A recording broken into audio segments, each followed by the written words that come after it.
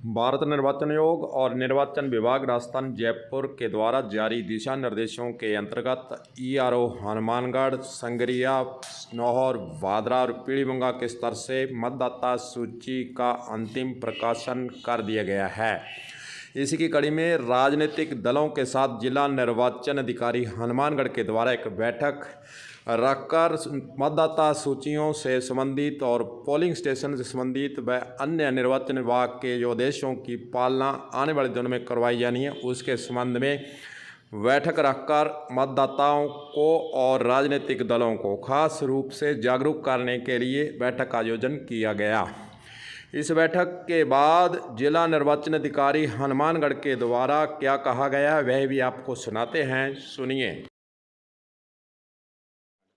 आज हमारी मतदाता सूचियों के अंतिम प्रकाशन को लेकर के और राजनीतिक दल के जो हमारे प्रतिनिधि हैं उनके साथ बैठक आयोजित की गई थी, जिसमें हमारी जो अंतिम मतदाता सूची प्रकाशन हुई है उसमें किस खंड में कितने वोट जुड़े हैं और टोटल जिले में कितने जुड़े हैं और कितने कम हुए हैं, ये इनको बताया गया। अपने ज़िले में कुल 25,923 वोट जो हैं इस बार नए जुड़े हैं अंतिम मतदाता प्रकाशन सूची में।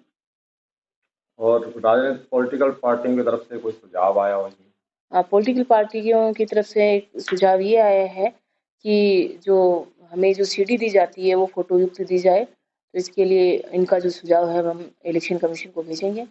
दूसरी तरफ सुझाव ये आया है इनका कि मृतक होते हैं उनके नाम मतदाता सूची में रह जाते हैं, तो इसके लिए विशेष प्रयास करने की आवश्यकता है।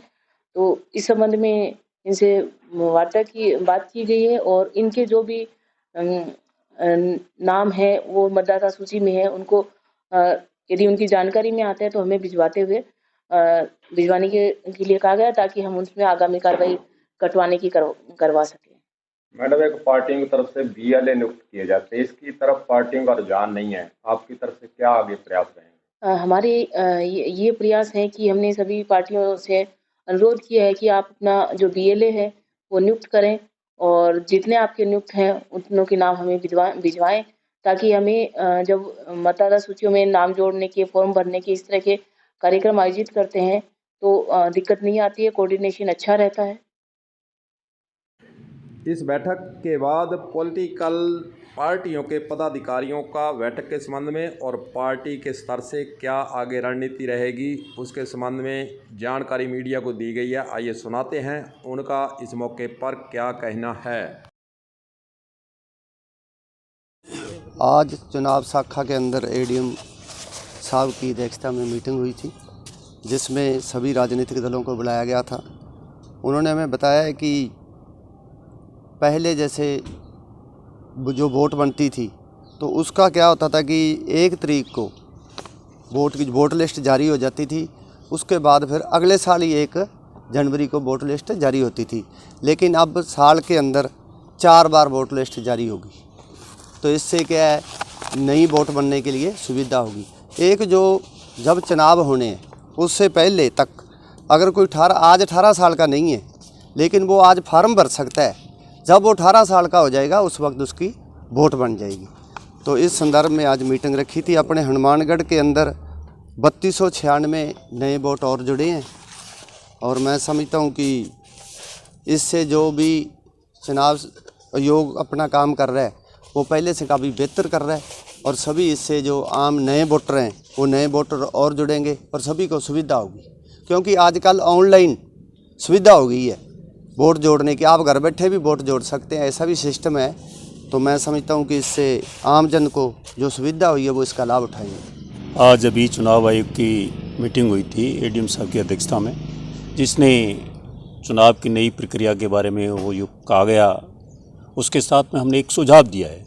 हमने कहा जो सीडी देते हैं आप उसमें वोटर मतदाता की फ़ोटो नहीं होती, तो उस सीडी के ऊपर जो राजनीतिक दल को जो सीडी दी जाती है उस पर कैंडिडेट जो जिसका मत होता है उस व्यक्ति की फ़ोटो होनी चाहिए, क्योंकि उससे क्या है वो सीडी काम की राजनीतिक दल की रहेगी नहीं। आप सीडी देते हैं वो ले जाके कचरे में डाल देता है, उसका फ़ायदा ही नहीं है। जब उसके ऊपर फ़ोटो होगी मतदाता की तो कम से कम उसको राजनीतिक दल प्रयोग में ले सकेंगे, उसको अपनी नई वोट लिस्ट तैयार करने में काम किया जाएगा। और उसके साथ में हमने ये भी सुझाव दिया है कि इस तरह के जो उन्होंने ये कहा है कि बच्चियों के वोट नहीं बनवा रहे हैं, परसेंटेज कम है बच्चियों के लिए। उन्होंने कहा है कि आप भी कहिए, मीडिया के माध्यम से हम भी कहेंगे कि बच्चियां एक जो मतदाता का जो ऐप है उसको अपने मोबाइल पर इंस्टॉल करें और उसके साथ में अपना जहां भी बैठकर अपना वोट बना सकते हैं और उसमें कोई दिक्कत नहीं है। और आज अपने मायके में है, कल को ससुराल जाएंगी तो बच्चियां, तो उसके लिए उनको कोई दिक्कत नहीं है। यहाँ मत बना लें और वहाँ जाके अपना उसका अपनी आईडी जो है वहाँ की उसके साथ में ऐड करें तो आपका मत वहाँ चला जाएगा, आपकी मत बन जाएगा। क्योंकि जो आपके आईडी होगी, वोटर आईडी होगी, उसका जो क्रमांक होगा वो एक ही होगा। पहले क्या बदल जाता था, अब बदलेगा नहीं। ये सारा का सारा नया चुनाव आयोग ने एक प्रक्रिया जारी की है, वो उसमें अपनी उन्होंने बात कही।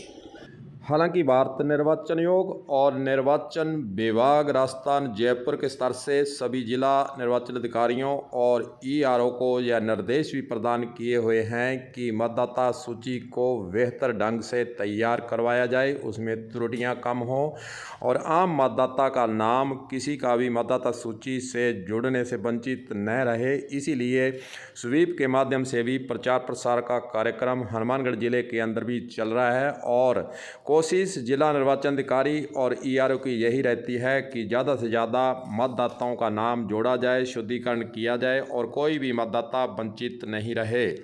हालांकि पॉलिटिकल पार्टियों की तरफ से बूथ लेवल अधिकारी की सहायता के लिए वीएलए नियुक्त करने का जो काम है वह कम मात्रा में हो रहा है। इसके लिए अपील भी आज जिला निर्वाचन अधिकारी के स्तर से की गई है कि वीएलए की नियुक्ति ज़्यादा से ज़्यादा करें। कलम न्यूज़ के लिए गुरदेव सिंह सैनी की हनुमानगढ़ से खास रिपोर्ट।